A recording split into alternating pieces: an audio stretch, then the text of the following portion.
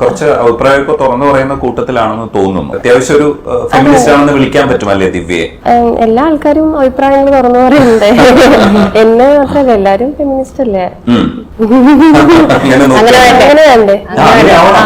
എല്ലാവരും ആ ധാരയിൽ തന്നെ സഞ്ചരിച്ച ഇതിപ്പം എല്ലാ ആൾക്കാരും ഇങ്ങനെ ഫെമിനിസ്റ്റ് ആണോ എന്ന് ചോദിക്കുമ്പം എന്തോ മറ്റേ ഈ കേസിൽ പ്രതി അല്ലേന്ന് ചോദിക്കുന്ന പോലെയാ ഫെമിനിസ്റ്റ് ആണോ എന്ന് ചോദിക്കുന്നത്. എന്റെ അഭിപ്രായങ്ങൾ തുറന്നു പറയണല്ലോ ഉറപ്പായിട്ടും.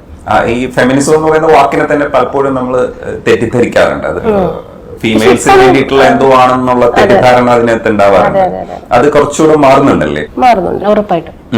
ഈ സിനിമ ഭയങ്കര സീരിയസ് ആയതുകൊണ്ടും ഇങ്ങനെ ഒരു അവസ്ഥയിലും ആയതുകൊണ്ടാണോ നമ്മൾ ഇങ്ങനെ ഭയങ്കര സീരിയസ് ആയിട്ട് കോമഡി അങ്ങനെയാണ്? അതുല്യ പറയൂ, ഈ ദിവ്യപ്രഭയുടെ ഒരു കോമിക് ആയിട്ട് ചിരിക്കാൻ പറ്റുന്ന എന്തെങ്കിലും ഒരു സംഭവം. എക്സാമ്പിൾ ഞാൻ പറയാം.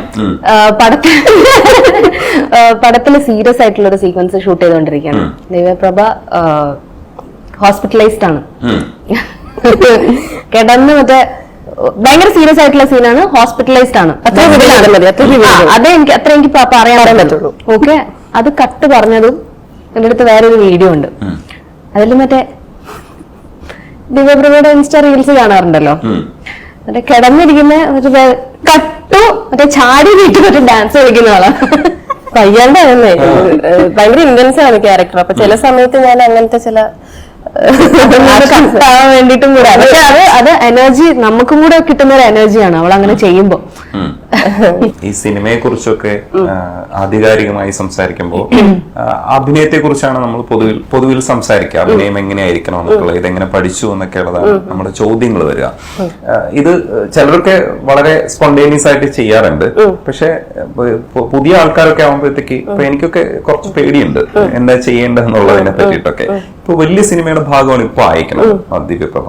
അപ്പം കുറച്ചുകൂടെ ഷോൾഡർ ചെയ്യേണ്ടതുണ്ട് പല കാര്യങ്ങളും. അവിടെ ചെന്ന് നിൽക്കുമ്പോ ഈ നമ്മള് ചെറിയ സിനിമകളിൽ ചെറിയ രീതിയിൽ മുഖം കാണിച്ചത് പോലെ അല്ല. മാലിക്ക് കുറച്ച് കൂടുതൽ ഉണ്ടായിരുന്നെങ്കിലും ഇപ്പൊ തമാശയിലൊക്കെ അത്യാവശ്യം നന്നായിട്ടുണ്ടായിരുന്നു. എന്നാലും പക്ഷെ ത്രൂ ഔട്ട് ഹാൻഡിൽ ചെയ്യേണ്ട, ഹോൾഡ് ചെയ്യേണ്ട, വേറെ ആരുടെയും ഷോൾഡറിൽ കൊടുക്കാൻ പറ്റാത്തൊരു സാഹചര്യമാണെന്ന് തോന്നുമ്പോ ടെൻഷൻ അടിച്ചാണോ നിന്നത്? അതിന്റെ പ്രിപ്പറേഷൻസും എന്തൊക്കെയായിരുന്നു? എനിക്കിപ്പോഴും എന്റെ ഒരു എങ്ങനെ അപ്രോച്ച് ചെയ്യണം എന്നുള്ളതും എങ്ങനെ പ്രിപ്പയർ ചെയ്യണം എന്നുള്ളതും ഞാൻ പഠിച്ചുകൊണ്ടിരിക്കുക. പക്ഷെ എന്താ, എനിക്കൊരു അക്കാദമിക് ബാക്ക്ഗ്രൗണ്ട് ഇല്ല. പക്ഷെ ഞാൻ വിശ്വസിക്കുന്നത് ഈ ചെറിയ ചെറിയ റോളുകൾ ചെയ്തിട്ടാണെങ്കിലും ഈ ഒരു 9 years എന്ന് പറയുന്നത് എന്റെ പഠനം തന്നെയായിരുന്നു. ഇനിയും പഠിക്കാൻ കിടക്കുന്നു. അത് തന്നെയായിരുന്നു എക്സ്പീരിയൻസ് എന്ന് പറയില്ലേ. എന്ന് വെച്ചാൽ ആ 9 years എന്ന് പറയുന്നത് ചെറിയ ചെറിയ കുട്ടി കുട്ടി റോൾസ് ചെയ്തിരുന്നെങ്കിൽ പോലും എല്ലാ സിനിമയിലും എന്തെങ്കിലുമൊക്കെ ഒരു കാര്യം നമുക്ക് എടുക്കാനുണ്ടാവും.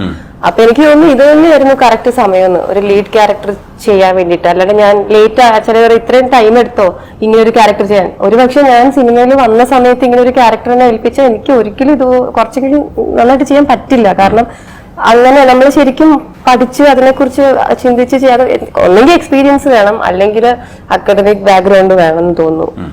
ഈ കാര്യത്തിൽ തന്നെ ഈ ഷോൾഡർ ചെയ്യുന്നത് പോലെ തന്നെ നമ്മൾ മുമ്പ് സംസാരിച്ച വിഷയം എന്ന് പറയുന്നത് ഫെമിനിസ്റ്റിക് ആയിട്ടുള്ള ആറ്റിറ്റ്യൂഡ് നമ്മൾ എങ്ങനെ എക്സ്പ്രസ് ചെയ്യുന്നു എന്നതിനെ സംബന്ധിച്ചാണ്. ഈ കാര്യത്തിൽ പാർവതി കുറച്ചുകൂടെ ലിഫ്റ്റ് ചെയ്യുന്ന ഒരാളാണ്, കുറച്ചുകൂടെ ലീഡ് ചെയ്യുന്ന ഒരാളാണ്. അത് അയാളുടെ സിനിമയും അയാളുടെ ഷോൾഡർ ചെയ്യും, അതിനനുസരിച്ച് അയാൾ ചില അഭിപ്രായങ്ങൾ ഷോൾഡർ ചെയ്യുന്നത്.